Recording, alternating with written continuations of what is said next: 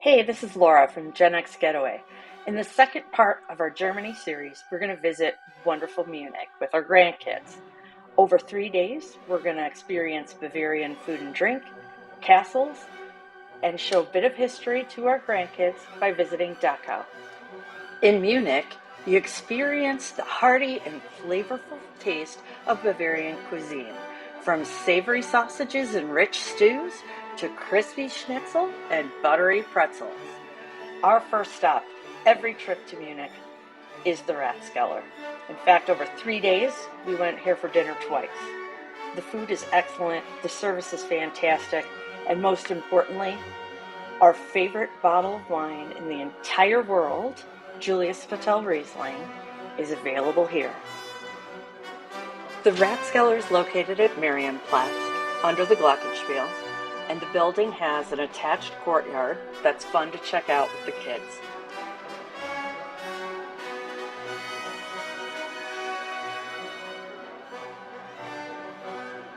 Of course, you can't visit Munich and not go to the Hofbrauhaus. While we were there, we grabbed German menus on accident, and fortunately we have downloaded Google Translate, so we were able to view the menus in English. Both my spouse and I ordered the Hefeweizen. I'm not a beer drinker, but this is delicious. And regulars here are able to store their very own steins, safely locked up and set aside just for them. Giant pretzels and cookies are a must, and remember to try the Kaiserschmarrn for dessert. It's kind of like elephant ears with applesauce for dipping. Next up, castles. Both Neuschwanstein and Hohenschwangau are located about an hour and a half south of Munich in the town of Schwangau. The castles themselves are walking distance apart. With 5 of us, we decided to rent a car since it was less expensive than a tour and we benefited from moving at our own pace. Nestled in the stunning Bavarian Alps, Hohenschwangau is a fairy tale come to life. With its majestic castle perched on a hill overlooking the village below, it's easy to imagine yourself as a star of your own storybook adventure. But Hohenschwangau isn't just about the castles and pretty views.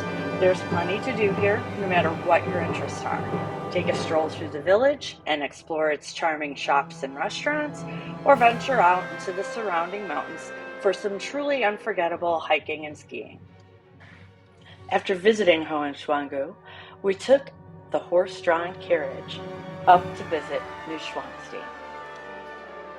Welcome to Neuschwanstein, the fairy tale castle that inspired the iconic Disney castle. Just walking distance from Hohenschwangau, it's also nestled in the picturesque Bavarian Alps. And this is a true gem that will transport you to a magical world of wonder and enchantment. As you approach the castle, you'll be greeted by stunning views of the mountains and the shimmering turquoise waters of the nearby lake. And once you step inside, you'll be transported back to the 19th century when the castle was built for King Ludwig II. But Neuschwanstein isn't just a beautiful castle. It's also surrounded by some of the most breathtaking natural scenery in Europe.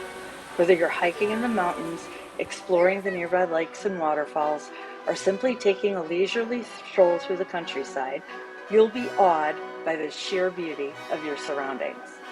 So now the real test. What did the kids think of the castle? Did you guys like the castles? No, yeah, No? we did. No, wait, what? I like the Cinderella castle because, yeah. And what did you like? I like the other castle because it was a longer Tour? Because it was a manly grass. Our last stop in Munich was the Dachau Concentration Camp. We took public transportation, a train, and a bus. Now, this is, and it should be, emotionally difficult to visit. But we wanted the grandkids to see firsthand about what they learn about in school, to see the reality, see faces of people who were there. So while it's extremely difficult to visit, it's definitely something that should be on your list.